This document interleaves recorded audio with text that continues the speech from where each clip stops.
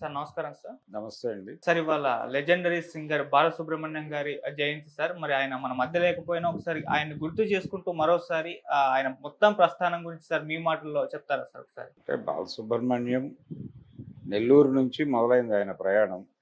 నెల్లూరు నుంచి మొదలయ్యి అలా ఆయన స్టేజ్ సింగర్‌గా మొదలయ్యాడాయన. స్టేజ్ సింగర్‌గా మొదలై క్రమంగా ఆయన మెడ్రాస్‌లో ఇంజినీరింగ్ చదువుకోవడానికి వెళ్ళాడాయన. వెళ్ళిన సమయంలో అక్కడ జరిగినటువంటి ఒక కాంపిటీషన్‌లో ఆయన బదులు ఆయన ఫ్రెండ్ ఇచ్చాడు విఠల్ అని. ఈయన పార్టిసిపెంట్‌గా ఆయన పేరు ఇచ్చినప్పుడు తనే రాసి ఒక పాట తనే ట్యూన్ చేసి పాడాడు. అయితే జడ్జిగా వచ్చినటువంటి ఆ ఈవెంట్‌కి జడ్జిగా వచ్చినటువంటి జానకి గారు ఈయనలో ఉన్నటువంటి టాలెంట్‌ని గుర్తించింది ఆవిడ. గుర్తించి ఈయనకి ప్రైజ్ వచ్చింది. ఈయన గెలుచుకున్నాడు. గెలుచుకున్న తర్వాత ఆవిడ చెప్పారు, "నీలాంటి సింగర్‌ల అవసరం ఇండస్ట్రీకి ఉంది. నువ్వు ప్రయత్నం చెయ్యి" అని ఆవిడ ప్రోత్సహించారు. ప్రోత్సహించిన తర్వాత అదే ఈవెంట్లో ఉన్నటువంటి కోదండపాణి గారు ఒకసారి వచ్చి నన్ను కలవయ్యా అని చెప్పాడు ఆయనకి. ఈయన వెళ్ళి కోదండపాణి గారిని కలిశాడు. కలిసిన తర్వాత పద్మనాభం గారి బ్యానర్లో ఆయనకి మొదటి అవకాశం వచ్చింది. అది కూడా సోలో సాంగ్ కాదు. 'శ్రీ శ్రీ శ్రీ మర్యాద రామన్న' అనే సినిమాలో రఘురామయ్య గారు, పివి శ్రీనివాసు వీళ్ళందరితో పాటు ఒక చరణం పాడేటువంటి అవకాశం బాలసుబ్రహ్మణ్యం గారికి ఇచ్చాడు ఆయన, కోదండపాణి గారు. ఇచ్చిన తర్వాత అది 'ఏమో ఈ వింత మోహము' అనే పాట అది. ఆ పాటలో ఒక చరణం పాడాడు ఈయన. పాడిన తర్వాత ఈయన్ని గుర్తించింది పరిశ్రమ. గుర్తించింది. అప్పుడు న్యూ కమ్మర్స్ కొత్తగా వస్తున్నటువంటి హీరోలకి ఇతని గొంతు బాగుంటుంది అనుకున్న సందర్భంలో ఇతన్ని ప్రమోట్ చేయటం మొదలుపెట్టారు. ముఖ్యంగా కేఎస్ఆర్ దాస్ గారు ఇలాంటి డైరెక్టర్లు కృష్ణ గారితో సినిమాలు తీసే వాళ్ళకి ఇతను బాగా ఉపయోగపడ్డాడు. 'నేనంటే నేనే' అనే సినిమాలో ఈయన పాడినటువంటి 'ఏ కుర్రదాన నన్ను విడిచిపోతావటే' అనే పాట విపరీతమైన ఎనర్జీతో పాడాడు బాలసుబ్రహ్మణ్యం. అది బాగా వర్కౌట్ అయింది. దాస్ గారు ఎంకరేజ్ చేశాడు ఈయన. అలాగే కోదండపాణి గారు ఎంకరేజ్ చేశాడు. యూత్ అంటే young directors, young heroes Krishna గారు వీళ్ళందరూ వస్తున్న దశలో మంచి రిసెప్షన్ దొరికింది బాలసుబ్రహ్మణ్యానికి. ఇలా నడుస్తున్నటువంటి సందర్భంలో ఘంటసాల గారి నుంచి కూడా ఎంకరేజ్మెంట్ దొరికింది. ఆయన మ్యూజిక్ డైరెక్షన్లో పాడాడు ఈయన. తర్వాత ఆయనతో కలిసి 2-3 పాటలు పాడాడు. అలాగే ఒక సందర్భంలో ఆయన పాడతా తీయగా కార్యక్రమంలో మాట్లాడుతూ, పింగళి నాగేంద్రరావు గారి సాహిత్యం పాడే అవకాశం నాకు దక్కలేదు, అది నేను చాలా బాధపడేటువంటి సందర్భం అని చెప్పుకున్నాడు ఆయన. అంటే పింగళి గారి ఎపిసోడ్ ఒకటి నడిచింది పాడుతా తీయగాలో. నడిచినప్పుడు అన్నాడు ఆయన, కానీ ఆయన పింగళి గారి సాహిత్యం పాడాడు. అది 'నీతి నిజాయితీ' అనే సినిమాలో ఒక పాట రాశాడు ఆయన. సంగీతం శ్రీనివాసరావు గారు పింగళి నాగేంద్రరావు గారి అభిమాని. అవి ఆయన చివరి రోజులు, నాగేంద్రరావు గారి చివరి రోజులు. సంగీతం శ్రీనివాసరావు గారు వెళ్ళి, అది ఆయన మొదటి సినిమా. సంగీతం శ్రీనివాసరావుకి 'నీతి నిజాయితీ' అనేది మొదటి సినిమా. ఆయన వెళ్ళి అడిగాడు ఆయన, నా సినిమాకు ఒక పాట రాయాలి మీరు అని అడిగి రాయించుకున్నాడు. 'భలే మజాలే భలే ఖుషీలే' అనే పాట. అది ఘంటసాల, బాలసుబ్రహ్మణ్యం ఇద్దరూ కలిసి పాడారు. అలా ఆ ఒక్క పాట పింగళి గారి సాహిత్యం పాడాడు ఆయన. ఆయన ఆ సినిమా అప్పుడు ఉన్నటువంటి వ్యవహారంలో ఆయన పాట ఎవరు రాశారు అనేది ఆయన స్ఫురణలో ఉండి ఉండకపోవచ్చు. అందుకని ఆయన పెయిన్ ఫీల్ అయ్యేవాడు చివరి వరకు. అలాగే రైటర్లకి, సాహిత్యానికి ఒక గౌరవం ఇచ్చి కవుల పట్ల చాలా వినయంగా వ్యవహరించిన వాడు బాలసుబ్రహ్మణ్యం. అంటే ఘంటసాల గారు కూడా అలాగే ఉండేవాడు. సాహిత్యం అలాగే దానికి ఖచ్చితంగా ప్రాధాన్యత, అది గనక ఆకళింపు చేసుకోకపోతే మనం గాయకులుగా రాణించలేము అనే విషయం ఆయన దగ్గర నుంచి నేర్చుకున్నాడు. అలాగే బాలసుబ్రహ్మణ్యం గారి మీద ఇద్దరు గాయకుల ఇన్ఫ్లుయెన్స్ ఉంది. ప్రధానంగా మహమ్మద్ రఫీ ఇన్ఫ్లుయెన్స్ ఉంది ఆయన మీద. మహమ్మద్ రఫీ ఇన్ఫ్లుయెన్స్తో పాటు ఘంటసాల గారి ఇన్ఫ్లుయెన్స్ కూడా ఉంది. అయితే ఇమిటేషన్ లేదు. ఆయన రఫీని కానీ లేకపోతే ఘంటసాల గారిని కానీ ఓపెన్గా ఇమిటేట్ చేసింది లేదు, కానీ వాళ్ళు పాడేటువంటి ధోరణిని పట్టుకున్నాడు ఈయన. ఇక్కడ ఘంటసాల గారి వారసత్వంలో బాలసుబ్రహ్మణ్యం అని మాట్లాడతారు, ఉమ్, కానీ అలా కాదు. ఘంటసాల గారిలో ఉన్నటువంటి ఆయన పాడే విధానంలో ఉన్నటువంటి మెరిట్స్ని మాత్రం తను అడాప్ట్ చేసుకున్నాడు. ఆయన గొంతుని అనుకరించే ప్రయత్నం చేయలే. ఒకే ఒక్క పాటలో ఘంటసాల గారిని ఇమిటేట్ చేసే ప్రయత్నం చేశాడు ఆయన. అది మా ఇంటి దేవత అనే సినిమాలో మాస్టర్ వేణు గారు కోరి అలా పాడించుకున్నాడు. ఆ ఒక్క పాట తప్ప ఆయన విడిగా ఘంటసాలను ఇమిటేట్ చేసే పని ఎప్పుడు పెట్టుకోలేదు. తన ధోరణిలో తాను వెళ్ళాడు. కానీ ఆయన పాడుతున్నటువంటి పాటల్లో వాళ్ళ ఇన్ఫ్లుయెన్స్ కనిపిస్తుంది. రఫీ గారి ఇన్ఫ్లుయెన్స్ డెఫినెట్గా కనిపిస్తుంది. రఫీ గారి ఇన్ఫ్లుయెన్స్, ఘంటసాల గారి ధోరణి, ఓకే. అవి రెండు కలిపితే బాలసుబ్రహ్మణ్యం పాట. అలా బాలసుబ్రహ్మణ్యం కెరియర్లో ఘంటసాల గారి మరణం అనేది ఒక మలుపు తీసుకొచ్చింది. అంటే అప్పటి వరకు ఆయనకి ఘంటసాల గారు, రామారావు గారు, నాగేశ్వరరావు గారు వాళ్ళకి మాత్రమే పాడేవాడు.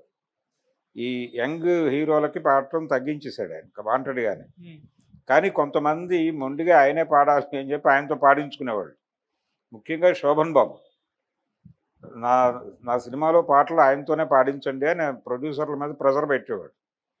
అలాగే కృష్ణ గారు అలా ఎప్పుడూ చేయలేదు, కానీ కొన్ని సందర్భాల్లో ఆయన ఘంటసాల గారి దగ్గరికి వెళ్ళిన సందర్భాలు ఉన్నాయి. ఆయన సరే కన్సిడర్ చేసి పాడేవాడు. అల్లూరి సీతారామరాజులో తెలుగు వీరలేవరా అనే పాట అలా ఈయన వెళ్ళి రిక్వెస్ట్ చేసి పాడించుకున్నాడు. లేకపోతే అది కూడా బాలసుబ్రహ్మణ్యం పాడాల్సిన పాటే. అప్పటికి కృష్ణ గారి సినిమాలన్నీ బాలసుబ్రహ్మణ్యమే పాడుతున్నాడు. ఒక ప్రత్యేకమైన సందర్భంలో మాత్రం ఆయనతో పాడించుకునేవాళ్ళు వెళ్ళి అడిగి. అలాంటి పరిస్థితి ఉండేది. అలాగే శారద సినిమాలో ఆ ఫస్ట్ నైట్ సాంగ్ శోభన్ బాబు వాంటెడ్గా వెళ్ళి ఘంటసాల గారితో పాడించాలి అని చక్రవర్తి మీద ప్రెజర్ పెట్టి పాడించుకున్నాడు. ఇలాంటివి జరిగేవి. ఆయన దాదాపు అంటే బాలసుబ్రహ్మణ్యం రైజ్ మొదలవుతున్న టైంలో ఆయన ఆరోగ్యం దెబ్బతింటం మొదలై సాధ్యమైనంత వరకు ఆయన చెప్పేవాడు మ్యూజిక్ డైరెక్టర్, నన్ను ఇబ్బంది పెట్టద్దు, అతను బాగానే పాడుతున్నాడు, అతనితో పాడించేసుకోండి అని చెప్పేవాడు. అయినప్పటికీ అనేవాళ్ళు ట్రాక్లు కూడా పాడేవాడు ఈయన ఘంటసాల గారికి. అంటే షూటింగ్ కోసం ట్రాక్ పాడేసి షూట్ అయిపోయిన తర్వాత ఆయన ఎప్పుడు ఖాళీ ఉంటే అప్పుడు వచ్చి ఫిల్ చేసేవాడు. అలా ఇద్దరమ్మాయిలు అని అక్కినేని నాగేశ్వరరావు గారి సినిమాలో నాగేశ్వరరావు గారికి ఒక ప్లేబ్యాక్ పాడాడు బాలసుబ్రహ్మణ్యం. నా హృదయపు కోవెలలో అనే పాట, మహాదేవన్ గారి మ్యూజిక్. అది ఘంటసాల గారి డేట్స్ లేక బాలసుబ్రహ్మణ్యంతో ట్రాక్ పాడి రికార్డ్ చేశారు.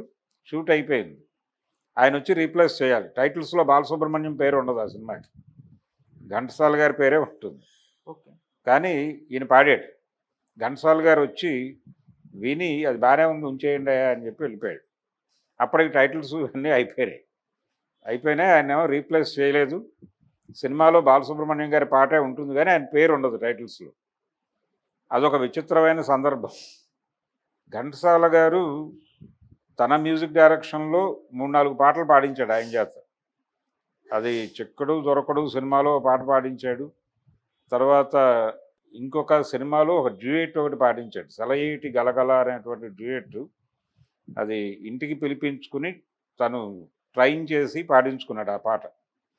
ఇలాంటి సందర్భం ఉంది ఆయన జీవితంలో.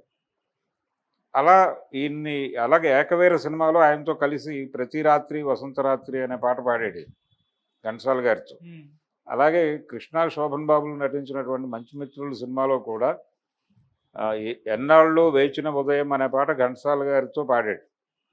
ఘంటసాల గారు వాస్తవానికి శోభన్ బాబుకి, కృష్ణకి బాలసుబ్రహ్మణ్యం అని వాళ్ళు యాక్చువల్గా స్క్రిప్ట్లు అలా ఇచ్చారు. ఇచ్చిన తర్వాత కృష్ణ పార్ట్ కొంచెం ఫెరోషియస్గా ఉంటుంది, అది బాలసుబ్రహ్మణ్యం దగ్గర నడవటం లేదు. అప్పుడు ఘంటసాల గారు ఈ పోర్షన్ నువ్వు పాడలేవు, నేను పాడతాను, నాకు ఇచ్చింది నువ్వు పాడేసేది అని చెప్పి శోభన్ బాబుకి బాలసుబ్రహ్మణ్యంతోనూ కృష్ణకి ఘంటసాల గారితోనూ పాడించారు.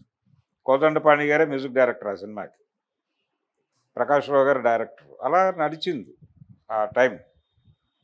ఇలా వాళ్ళ మధ్య ఒక సయోధ్యతో నడుస్తున్నటువంటి టైంలో రామకృష్ణ అనేటువంటి ఇంకో గాయకుడు ప్రవేశించి ఆయన టోటల్గా ఘంటసాలని యాజ్ ఇట్ ఈజ్గా దింపేవాడు.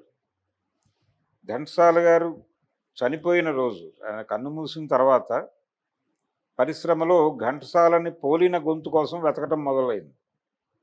మొదలైన తర్వాత ఆ, రామకృష్ణకి ఒక రైజ్ మొదలైంది.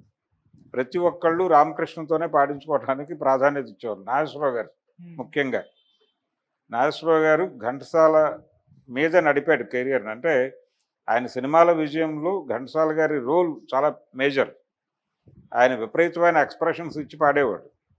అది నాగేశ్వరరావు గారికి అడ్వాంటేజ్గా మారేది. ఏ పాట విన్నా జగమే మాయ దగ్గర నుంచి మొదలు పెడితే నాగేశ్వరరావు గారి సినిమాల్లో ఆయనకు విపరీతమైన పేరు తెచ్చిన పాటలన్నీ కూడా ఘంటసాల గారు ప్రాణం పెట్టి పాడినటువంటి పాటలే.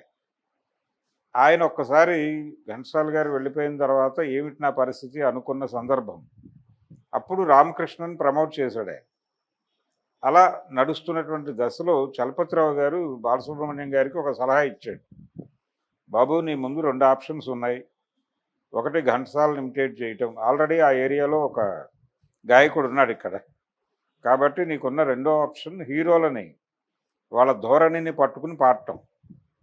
అది ఎంపిక చేసుకుని నువ్వు గనక పాడగలిగితే నీ ధోరణిలో నీకు ఒక రైజ్కి అవకాశం ఉంది అని చెప్పాడు ఆయన.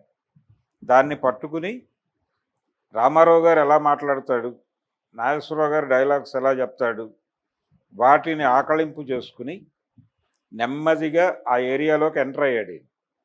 ఎంటర్ అయ్యి ఆలు మగలులో పాడినటువంటి పాట ఒకటి ఉంటుంది. అలాంటి పాటే సెక్రటరీ కూడా ఒకటి ఉంటుంది. సెక్రటరీ సినిమాలో రామకృష్ణ గారు పాడాడు, నా పక్కన చోటు ఉన్నది ఒక్కరికే.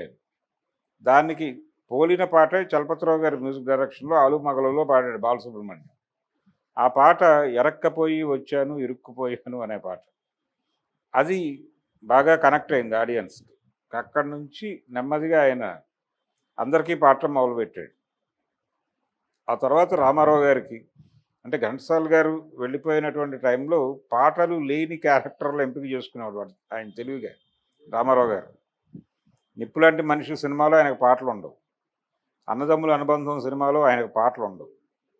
పల్లెటూరు చిన్నోడు ఈ సినిమాల్లో పాటలు ఉంటాయి. బాలసుబ్రహ్మణ్యంతోనే పాడించుకున్నాడు. మధ్యలో మా ఇద్దరి కథా సినిమా, ఇప్పుడు దామోదర్ ప్రసాద్ గారు ఇండస్ట్రీ పెద్ద, వారి తండ్రి గారు తీశారు, రంజిత్ కుమార్ గారు. ఆ సినిమాలో రామకృష్ణతో కూడా ప్రయోగం చేశారు రామారావు గారి మీద. అలాగే దానవేరు సూరకర్ణలో పద్యాల వరకు ఆయనతో పాడించుకున్నారు. దుర్యోధనుడికి సంబంధించిన పోర్షను పెండ్యాల గారు బాలసుబ్రహ్మణ్యంతోనే పాడించాడు. అవి బాగానే కనెక్ట్ అయినాయి జనాలకి. అయిన తర్వాత ఇక టోటల్గా బాలసుబ్రహ్మణ్యం ప్రభ మొదలైంది.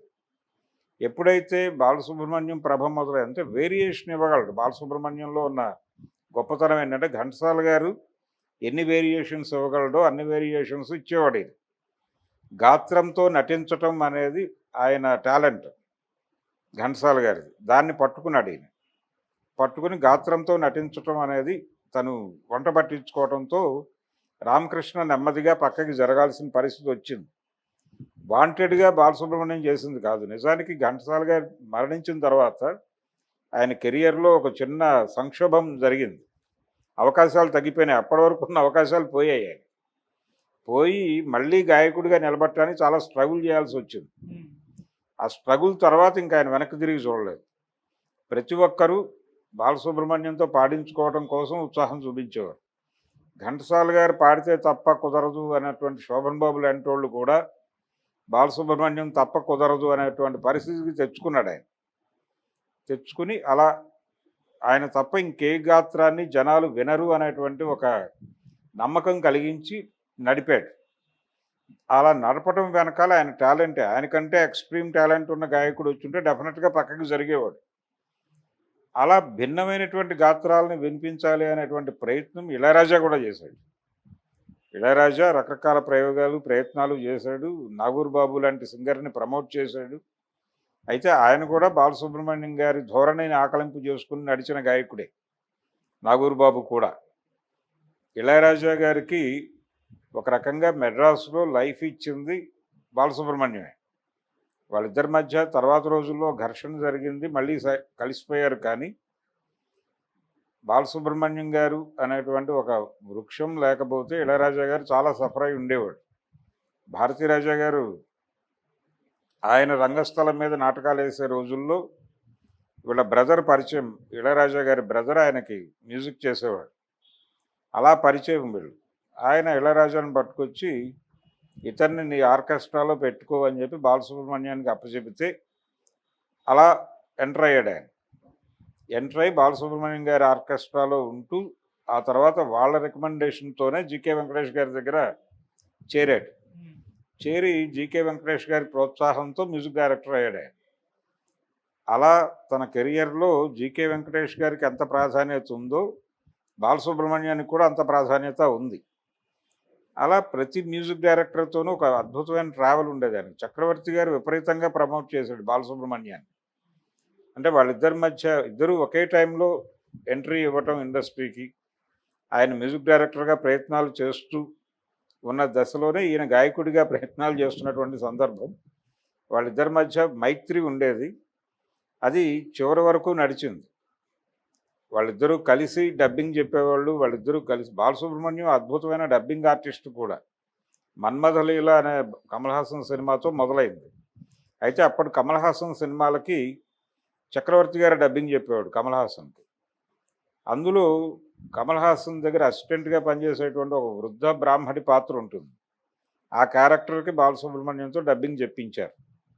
అది మొదలు. ఆ తర్వాత ఆయన డబ్బింగ్ ఆర్టిస్ట్ గాను, చక్రవర్తి తర్వాత కమల్ హాసన్కి తనే వాయిస్ ఇవ్వడం మొదలుపెట్టాడు బాలసుబ్రహ్మణ్యం. చక్రవర్తి గారు బిజీ అయిపోయి డబ్బింగ్ చెప్పలేని కండిషన్కి వెళ్ళిపోయిన తర్వాత బాలసుబ్రహ్మణ్యం దాన్ని కొనసాగించాడు. అలా చివరి వరకు కమల్ హాసన్ సినిమా డబ్బింగ్ సినిమాలన్నీ బాలసుబ్రహ్మణ్యం వాయిస్. స్ట్రైట్ సినిమాల్లో కమల్ హాసన్ తనే డైలాగ్ చెప్పుకునేవాడు. ఇది వాళ్ళిద్దరి మధ్య ఉన్నటువంటి అనుబంధం. అలా డబ్బింగ్ ఆర్టిస్ట్ గాను, గాయకుడిగాను, మ్యూజిక్ డైరెక్టర్గా కూడా, సంగీత దర్శకుడిగా ఆయన మీద సత్యం గారి ప్రభావం ఉంది బాగా. అంటే సత్యం గారు ఆయన్ని కొడుకుగానే భావించేవాడు. ఆయనకి పిల్లలు లేకపోవడంతో ఇతన్ని ఒక రకంగా తన అడాప్టెడ్ చైల్డ్గానే చూసేవాడు బాలసుబ్రహ్మణ్యాన్ని. అలా వాళ్ళిద్దరి మధ్య తండ్రి కొడుకుల బంధం ఉండేది. ఈయన మ్యూజిక్ చేసిన పాటల్లో చాలా స్పష్టంగా సత్యం గారి ప్రభావం కనిపిస్తుంది. సత్యం గారే చేశాడేమో అనిపించేలాగానే ఉంటాయి బాలసుబ్రహ్మణ్యం గారు మ్యూజిక్ డైరెక్షన్ చేసిన పాటలు. రెండోది రమేష్ నాయుడు గారి ప్రభావం ఉంది ఆయన మీద. రమేష్ నాయుడు ప్లస్ సత్యం వాళ్ళిద్దరినీ కలిపితే బాలసుబ్రహ్మణ్యం పాట. ఇది ఈక్వేషన్. అలా మహాదేవన్ గారికి చాలా ఇష్టమైనటువంటి గాయకుడు. ఆయన శాస్త్రీయ సంగీతం ఒక గురుముఖత నేర్చుకోలేదు, కానీ నేర్చుకున్నాడు ఆయన. ఇది ఆకళింపు చేసుకోకపోతే కుదరదు అనేటువంటి పరిస్థితికి వెళ్ళాడు. ఘంటసాల గారు సర్టిఫైడ్ సింగర్ ఆయన. ఆయన విజయనగరం సంగీత కళాశాలలో విద్వాన్ పట్టా పుచ్చుకుని పరిశ్రమలోకి వచ్చాడు ఆయన. బాలసుబ్రహ్మణ్యానికి అలాంటి శాస్త్రీయ పునాది లేదు. ఆయన వాళ్ళ పాటలు పాడుతూ సింగర్ అయ్యాడు. అందుకని బాలసుబ్రహ్మణ్యం మిమిక్రీ బాగా చేయగలడు అనే ఉద్దేశం. అలాగే అవతల వాళ్ళు పాడిన దాన్ని యాజ్ ఇట్ ఈజ్గా రీప్రొడ్యూస్ చేసేవాడు. అది అతని కళ. దాని మీద కథ నడిపాడు ఆయన. తర్వాత శాస్త్రీయ సంగీతం నేర్చుకున్నాడు. ఒక కచేరీ చేయాలనేది ఒక కళ ఉండేది ఆయనకి. ఆ కళ తీరలేదు. అందుకని తనతో పాటు, అంటే ఇప్పుడు ఘంటసాల గారి లాగా శాస్త్రీయ సంగీతం క్షుణ్ణంగా నేర్చుకుని పరిశ్రమకు వచ్చినటువంటి వాళ్ళ పట్ల విపరీతమైన గౌరవం ప్రదర్శించేవాడు. జేసుదాస్ గారి పట్ల విపరీతమైన గౌరవం ఉండేది ఆయనకి. ఆయన కాళ్ళు గడిగాడు ఆయనకు సన్మానం చేస్తూ బాలసుబ్రహ్మణ్యం యేసుదాస్ గారికి. అలాంటి ఆ వినయం ఉండేది. చాలా సందర్భాల్లో ఆయనే ఇంటర్వ్యూల్లో చెప్పుకున్నాడు. ఘంటసాల గారు ఆయన కర్ణాటక సంగీతంలో ఎంత టాలెంట్ ఉందో ఆయనకి హిందుస్థానీలో కూడా అంత టాలెంట్ ఉంది. ఆయన వాంటెడ్గానే ఆ ఎమోషన్కి అంటే మ్యూజిక్ డైరెక్టర్గా ఘంటసాల ఆ ఎమోషన్కి కావాలంటే ఆయన హిందుస్థానీలోకి వెళ్ళిపోయి ట్యూన్ చేసేవాడు. చేయటం వలన ఆయన సంగీతం విపరీతంగా జనాలకు కనెక్ట్ అయ్యేది. అది అంటే అంత సమర్థత, అంత టాలెంట్ లేదు కానీ ఎందుకంటే మ్యూజిక్ డైరెక్టర్గా ఈయన ఆ స్థాయి విజయం కాదు, కానీ గాయకుడిగా ఘంటసాల గారి స్థాయి అందుకున్నాడు. అది బాలసుబ్రహ్మణ్యం గారి ప్రత్యేకత. ఇండస్ట్రీకి సంబంధించి ఆయన చివరి రోజులకి పరిస్థితులు మారినాయి. సినిమాల్లో పాటలు ఉంటాయా ఉండవా అనేటువంటి పరిస్థితికి వచ్చేసాం ఇప్పుడు మనం.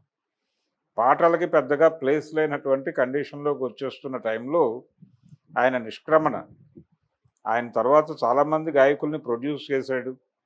పాడుతా తీయగా లాంటి కార్యక్రమాల ద్వారా ఇండస్ట్రీకి బోల్డ్ టాలెంట్ని, ఆయన యంగ్ టాలెంట్ని సరఫరా చేసేటువంటి ఒక ఏజెన్సీగా మారాడు ఆయన.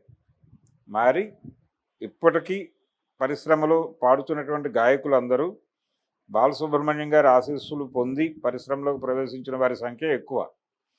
సునీత గారు కావచ్చు, వీళ్ళందరూ. అలాగే వాళ్ళ అబ్బాయి కూడా ఆయన వారసత్వంలో ఇండస్ట్రీలోకి ప్రవేశించాడు. కానీ బాలసుబ్రహ్మణ్యం గారి రోజుల నాటి పరిస్థితులు కావి. అందుకని ఉన్న వైవిధ్యం అంటే ఒకే పాటలో 3-4 ఎమోషన్స్ కోరుకుంటున్నారు డైరెక్టర్లు. ఈ 3-4 ఎమోషన్స్ ముగ్గురు సింగర్స్తో పాడిస్తున్నారు కూడా. ఒకే హీరో ఉంటాడు తెర మీద, 3 ఎమోషన్స్లో పాట నడుస్తుంది, ముగ్గురు గాయకులు పాడతారు. ఆ పరిస్థితికి వచ్చేసాం మనం. ఈ కండిషన్లో ఇలా నడుస్తోంది. ఇది కరెక్టే, ఆ రోజున్న పద్ధతి కరెక్టే. అంటే ఇప్పుడు సత్యం గారు, మహాదేవన్ గారు ఇలాంటి సంగీత దర్శకులను ఎక్స్పెక్ట్ చేయలేము. ఈ ధోరణికి తగ్గ సంగీతం వీళ్ళు ఇస్తున్నారు. ఈ ధోరణిలోనే ఇప్పుడు పాటలు నడుస్తున్నాయి. ఆయనే చెప్పుకున్నట్టుగా వాళ్ళ దగ్గర పాడి వీళ్ళ దగ్గర పాడటం కొంచెం ఇబ్బందిగా ఉంది అని ఆయనే చెప్పుకున్నాడు ఒక చోట. అంటే ఆయనకి వాళ్ళ దగ్గర నుంచి నేర్చుకునేవాడు. సత్యం గారు ఒక ట్యూన్ చెప్తే దాన్ని నేర్చుకునేవాడు ఆయన క్షుణ్ణంగా. అలాగే మహాదేవన్ గారు, ఆయన దగ్గర పొహలేంది గారు చెప్పేవాడు ట్యూన్. పొహలేంది గారు ఎలా పాడుతున్నాడు అనేది చాలా జాగ్రత్తగా అడాప్ట్ చేసుకునేవాడు బాలసుబ్రహ్మణ్యం. సత్యం గారు మంచి గాయకుడు, రమేష్ నాయుడు గారు మంచి గాయకుడు. కానీ వాళ్ళు ఇప్పుడు తెర మీద పాడే ప్రయత్నం చేయలేదు. కానీ రమేష్ నాయుడు గారు పాడారు, 3-4 పాటలు పాడాడు ఆయన. కానీ సత్యం గారు ఎప్పుడు గాయకుడి పాత్ర గాయకుడే చేయాలి అన్నట్టుగానే ఉండేవాడు ఆయన. అలా వాళ్ళందరి మన్ననలు, వాళ్ళ ప్రభావంతో వర్ధిల్లినటువంటి ఒక ఎరాకి సంబంధించినటువంటి ఆయన అద్భుతమైనటువంటి గాయకుడు, నటుడు కూడా. బాలసుబ్రహ్మణ్యం మంచి నటుడు. ఆయన గాత్రంతో నటించడంతో పాటు సినిమాల్లో చాలా మంచి క్యారెక్టర్లు పోషించాడు ఆయన. ఆ తర్వాత అతన్ని హీరోగా పెట్టి ఒక సినిమా తీయాలనుకున్నారు బాపు గారు ఆయన ఎర్లీ డేస్లో. సాక్షి తర్వాత బంగారు పిచ్చుక అనే సినిమా తీయాలి అని బాపు గారు అనుకున్నప్పుడు ఆ సినిమాలో ఆయన మొదట అనుకున్న హీరో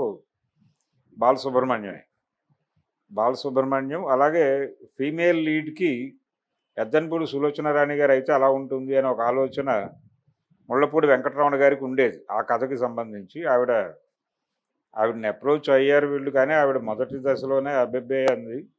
ఆ తర్వాత అది ఆగిపోయిన తర్వాత బాలసుబ్రహ్మణ్యం గారు కూడా అందులో లేడు. నేను చేయనని చెప్పాడు ఆయన. నేను గాయకుడిగా నడవాలి అనుకుంటున్నాను, నేను నటుడు కావాలని అనుకోవడంతో వాళ్ళని తప్పించేసి చంద్రమోహన్ చేశాడు ఆ క్యారెక్టరు. చంద్రమోహన్ ఇతనికి కజిన్ బ్రదర్ అవుతాడు బాలసుబ్రహ్మణ్యానికి.